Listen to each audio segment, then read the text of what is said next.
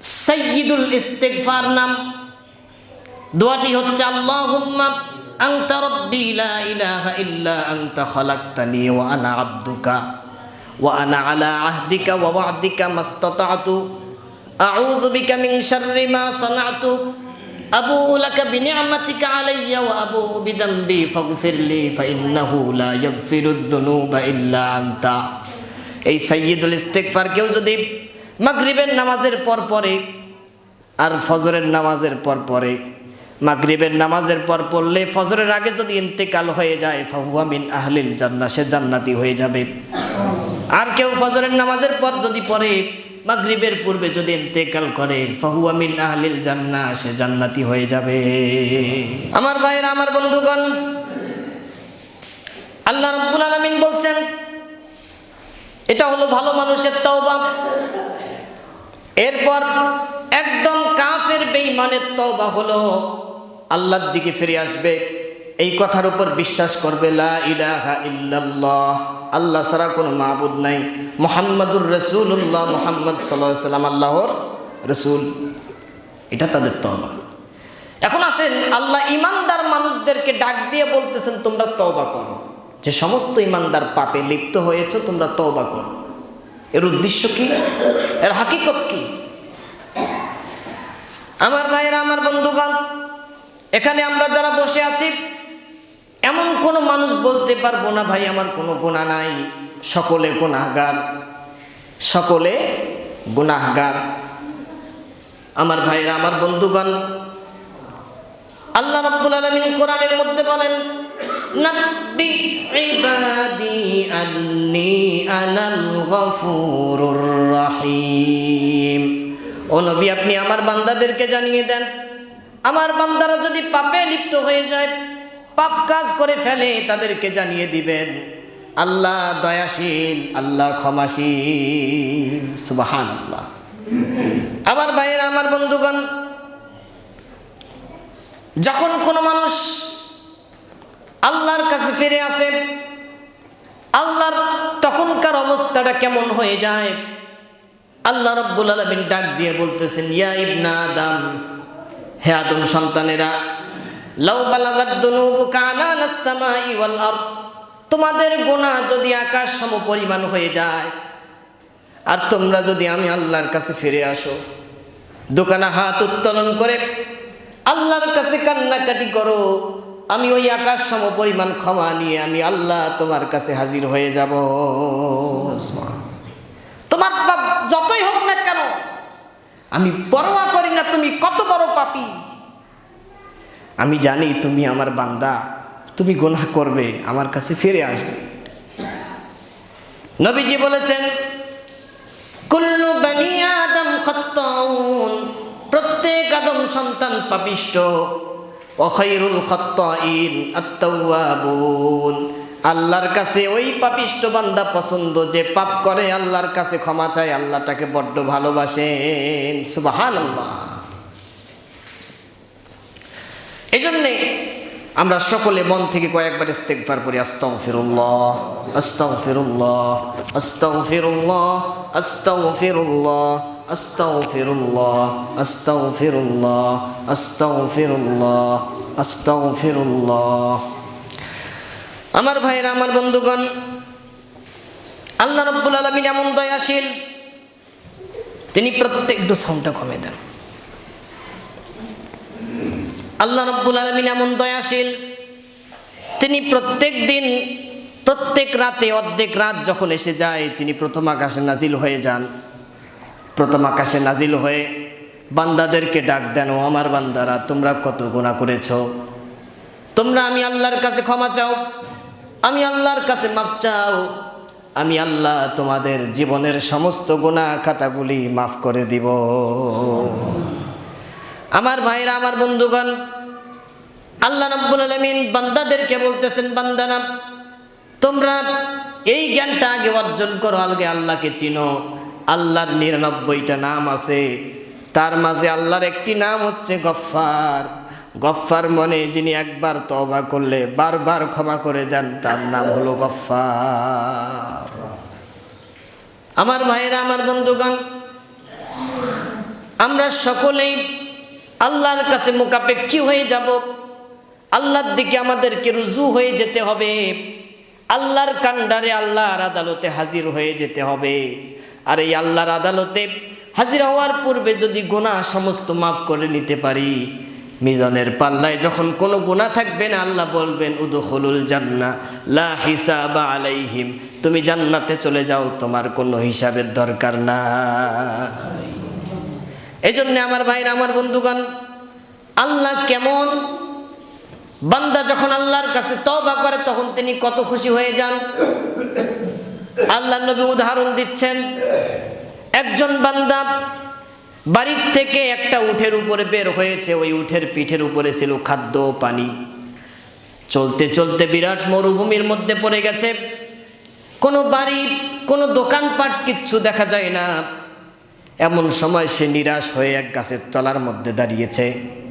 হেলান দেওয়া মাত্র ওই উটটা তার কাছ থেকে চলে গেল। উটের উপরে খাদ্য ছিল, পানি ছিল, ইতিমধ্যে তার কোনো উপায় নাই, খাদ্য পানি নাই, উটটাও চলে গেছে, কোনো বাড়ি দেখা যায় না, সামনে সে মৃত্যু দেখতেছে। এমন সময় তার খুব পিপাসা পেল, পিপাসার জন্য কোনো পানি নাই। সেই বান্দা বটগাছের নিচে হেলান দিয়ে শুয়ে দোচোখ বন্ধ করে আল্লাহর কাছে বলল, রাব্বুল আলামিন, আমার তো এখন বাঁচার কোনো উপায় নাই, আয় আল্লাহ তুমি আমাকে সাথে সাথে তুলে নাও, আমাকে মৃত্যু দাও, মৃত্যু ছাড়া আর আমার কোনো উপায় নাই। বান্দা যখন দোয়া করতে করতে শুয়ে গেছে, এমন সময় শুয়ে যাওয়ার পর চোখটা খুলে দেখে যেই উটটা তার হারিয়ে গেছে, উটের মধ্যে পানি এবং খাদ্য সহ ওই উটটা তার কাছে হাজির হয়ে গেছে। বুখারী শরীফের হাদিস। উটটাকে দেখার পর বান্দা খুশি হয়ে বলেছে, আল্লাহুম্মা ইন্নী রাব্বুকা ওয়া আনতা আবদুকা, ও আল্লাহ তুমি আমার বান্দা, আমি তোমার রব। আল্লাহ তুমি আমার বান্দা কাকে বলতেছে বলেন তো? আল্লাহকে বলতেছে, আল্লাহ তুমি আমার বান্দা, আমি তোমার রব। আল্লাহ বলতেছেন খুশির টেলায় এরকম কথা বলে ফেললে সে এত খুশি হয়েছে যে আল্লাহকে বান্দা বানিয়ে দিয়েছে, নিজে রব হয়ে গেছে। আল্লাহ বলেন, কোনো বান্দা যখন গুনাহের তাড়নায় গুনাহ করে যখন আমার কাছে ফিরে আসে, দু চোখ ঝরে ঝরে যখন কান্নাকাটি করে, ওই বান্দার চাইতে আমি আল্লাহ বেশি খুশি হয়ে যাই। আল্লাহ বান্দার চোখের পানি বরদাস্ত করতে পারেন না।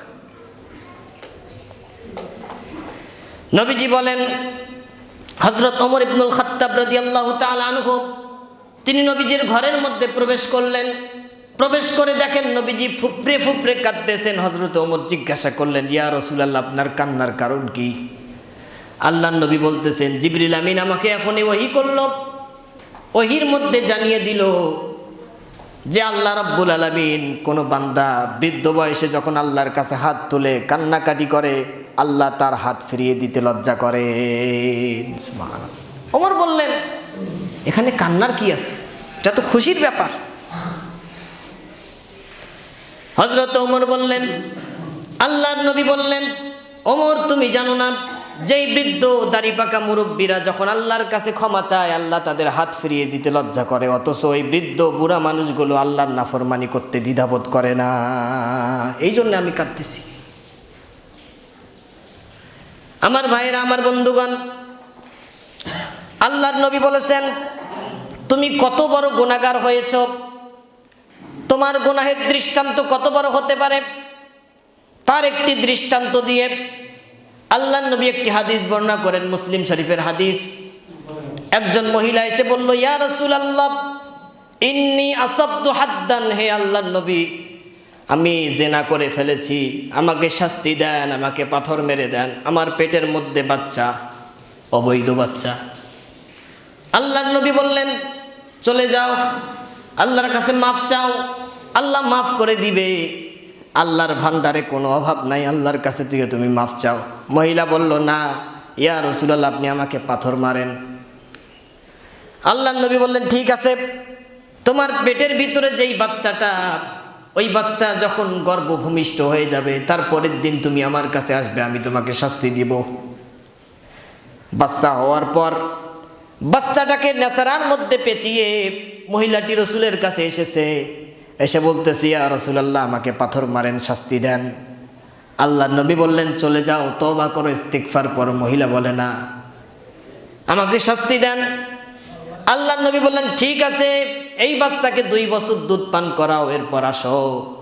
মহিলা আবার চলে গেল, 2 বছর বাচ্চাকে দুধ পান করালো। করার পর নবীজির কাছে আসলো। নবীজি বললেন যে, কি সমস্যা? আল্লাহর কাছে তওবা করেছো? বলে, হ্যাঁ, তওবা করেছি, তবে আমি শাস্তি চাই, আমাকে দুনিয়ায় শাস্তি দেন। আল্লাহর নবী সাহাবীদেরকে বললেন, সাহাবীরা তদন্ত করে দেখো ঘটনা কি সত্য। তারা বলে, হ্যাঁ, সত্য। নবীজি বললেন, এই মহিলাকে বুক পর্যন্ত মাটির মধ্যে পুঁতে ফেলো, আর বড় বড় পাথরগুলি নিয়ে আসো। পাথরগুলি নবীজি সহ সাহাবায়ে কেরাম সকলে পাথর মারতেছেন। পাথর মারা অবস্থা, ওই পাথর থেকে রক্ত ফিনকি দিয়ে একজন সাহাবীর নাকের মধ্যে গিয়ে রক্ত পড়েছে। সাহাবী ইস করে বলল, পাপিষ্ট লোকের রক্ত। তখন নবীজি বললেন, ও আমার সাহাবী, তুমি কাকে পাপিষ্ট বলতেছো? এই মহিলা এমন তওবা করেছে, লাকাত তাওবা তাওবাতান লাউ কুসিমাত জামিউল আরদি লাওয়াসাত। এই মহিলা এমন তওবা করেছে, এই তওবার কারণে গোটা পৃথিবীর মানুষকে আল্লাহ ক্ষমা করে দিয়েছে। আমার ভাইয়েরা, আমার বন্ধুগণ, আপনি কত বড় পাপিষ্ট আল্লাহ দেখার বিষয় নেই। আল্লাহ বলতেছেন, গুনাহ করেছো, আল্লাহর কাছ থেকে নিরাশ হইও না। লা তাকনাতু মির রাহমাতিল্লাহ। ও বান্দা, তুমি যত পাপ করো না কেন, আল্লাহর রহমত থেকে কখনো নিরাশ হয়ে যাইও না। তুমি যদি খালেস নিয়তে, একনিষ্ঠতার সাথে উযু করে আল্লাহর কাছে দুখানা হাত তুলে 2 চোখের পানি ফোঁটা ফেলতে পারো, ইন্নাল্লাহা ইয়াগফিরুয যুনুবা জামিআ ইন্নাহু হুয়াল গফুরুর রহিম। তুমি যদি খালেস নিয়তে 2 চোখের পানি ফোঁটা ফেলিয়ে দাও, ওই পানি নাকের ডগার আগে আসতে আসতে তোমার জীবনের পিছনের সমস্ত গুনাহ আল্লাহ মাফ করে দিবে। এই জন্য তো আল্লাহ হচ্ছেন গফফার। বান্দা কত গুনাহ করেছো, আল্লাহর কাছে ক্ষমা চাও। নবীজি আরো বলেছেন, সকলে আমার সাথে পড়েন, আস্তাগফিরুল্লাহাল্লাযী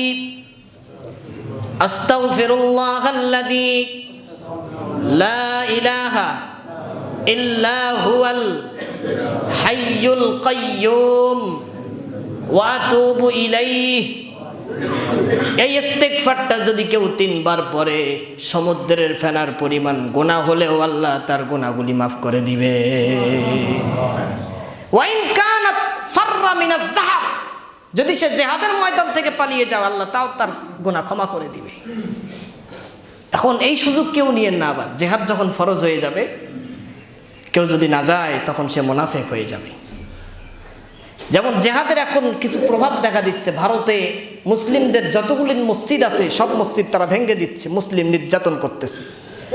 এই অবস্থায় যদি জিহাদের ডাক আসে, গোটা মুসলিম বিশ্বের শাসকরা যদি জিহাদের ডাক দেয় ফিলিস্তিন এবং ভারতকে রক্ষা করতে, সকল নারী পুরুষ সকলের জন্য সেখানে ঝাঁপিয়ে পড়া ফরজ হয়ে যাবে। আর আল্লাহ নবী বলতেছেন, ওই যুদ্ধে যারা যাবে আল্লাহ তাদেরকে জান্নাতবাসী করে দিবে। তবে এটা লক্ষণ গাজওয়ায়ে হিন্দের। ভারত মুসলিম নিধন, মুসলিমদেরকে হত্যা করার মাধ্যমে আল্লাহর সাথে যুদ্ধ ঘোষণা করে দিয়েছে। নিরাশ হওয়া যাবে না। এজন্য আমার ভাইরা, আমার বন্ধুগণ, এবার আরেকটি হাদিস আমরা সকলেই দোয়াটি মুখস্থ করে নিব। দোয়াটি হচ্ছে, আল্লাহুম্মা আনতা রাব্বি লা ইলাহা ইল্লা আনতা খালাকতানি ওয়া আনা আবদুকা ওয়া আনা আলা আহদিকা ওয়া ওয়া'দিকা মাসতাতা'তু আউযু বিকা মিন শাররি মা সানা'তু আবু'ু লাকা বিনি'মাতিকা আলাইয়া ওয়া আবু'ু বিযামবি ফাগফিরলি ফাইন্নাহু লা ইয়াগফিরুয যুনুবা ইল্লা আনতা। এই সাইয়্যিদুল ইস্তিগফার কেউ যদি মাগরিবের নামাজের পর পরে আর ফজরের নামাজের পর পরে, মাগরিবের নামাজের পর পড়লে ফজরের আগে যদি ইন্তেকাল হয়ে যায়, ফাহুয়া মিন আহলিল জান্নাহ, সে জান্নাতি হয়ে যাবে। আর কেউ ফজরের নামাজের পর যদি পড়ে, মাগরিবের পূর্বে যদি ইন্তেকাল করে, ফাহুয়া মিন আহলিল জান্নাহ, সে জান্নাতি হয়ে যাবে। আরেকটি আয়াত আমি বলবো, এই আয়াতে আল্লাহ মানুষের দৃষ্টি কিভাবে আকর্ষণ করতেছেন, আল্লাহ কতটা দয়াশীল।